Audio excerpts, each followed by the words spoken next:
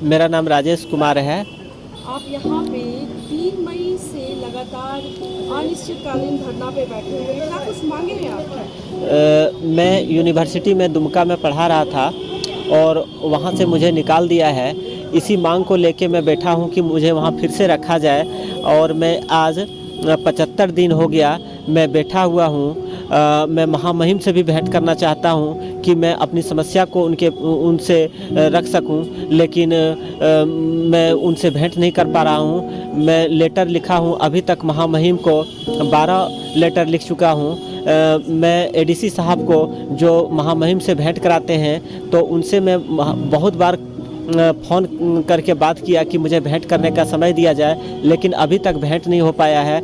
मेरा मांग है कि मुझे फिर से रखा जाए, मुझे हटाया नहीं जाए। इसी मांग को लेकर मैं बैठा हूँ और महामहिम को मैं यही चीज़ बताना चाहता हूँ कि मुझे विश्वविद्यालय में मैं पढ़ा रहा था, मुझे वहाँ से हटा दिया गया है। आप कौन से विषय पढ़ा रहे थे? मैं अर्थशास्त्र विषय पढ़ा रहा था एमए के स्टूडेंट को। तो आपको क्या बोल के वो लोग हटा दिए? जब मैं नेट पास किया तब मुझे वहाँ बुलाया गया था पढ़ाने के लिए।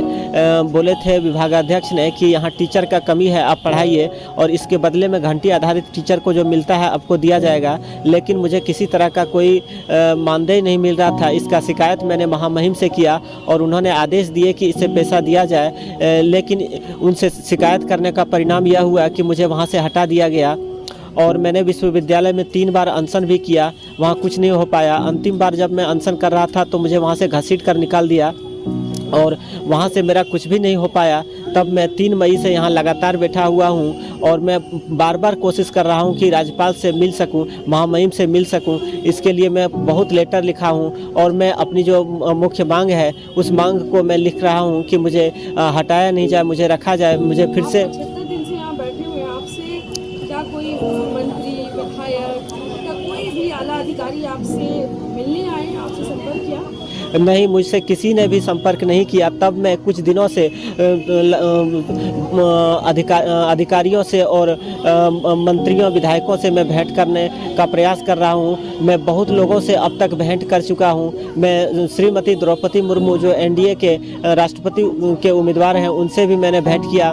मैं श्री अर्जुन मुंडा से भेंट किया जो केंद्रीय मंत्री हैं। मैं श्री बादल पत्रलेख से भेंट किया जो कृषि मंत्री हैं, जो मेरे स्थानीय विधायक हैं। मैं श्री रविंद्र महतो से भेंट किया जो विधानसभा अध्यक्ष हैं। मैं श्री बाबूलाल मरांडी से भेंट किया। इसके अलावा मैं आप सभी जितने नेतागण हैं उनसे मिल चुके हैं, तो क्या कुछ आश्वासन उन्होंने आपको दिया? अभी तक कोई ऐसा चीज़ नहीं हो पाया है जिससे मुझे लगे कि मुझे न्याय मिल जाएगा। सिर्फ वे लोग आश्वासन देते हैं कि हो जाएगा काम, लेकिन कुछ भी नहीं हो पाया। और मैं 75 दिन से बहुत सारी समस्याओं को झेलते हुए मैं 70% दिव्यांग हूँ। इस चीज़ को भी मैं अवगत कराता हूँ लोगों को, इसके बावजूद भी मेरे साथ न्याय नहीं हो पाया है।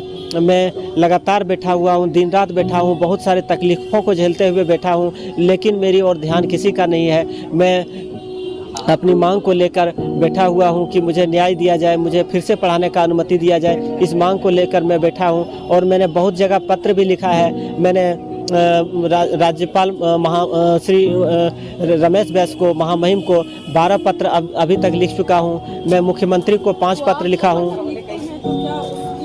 इसका जवाब आता है किसी तरह का? नहीं, अभी तक कुछ भी जवाब नहीं मिल पाया है। इसके अलावा मैंने राष्ट्रपति महोदय को भी पत्र लिखा है। मैं मुख्यमंत्री के मुख्य सचिव को 2 पत्र लिखा है।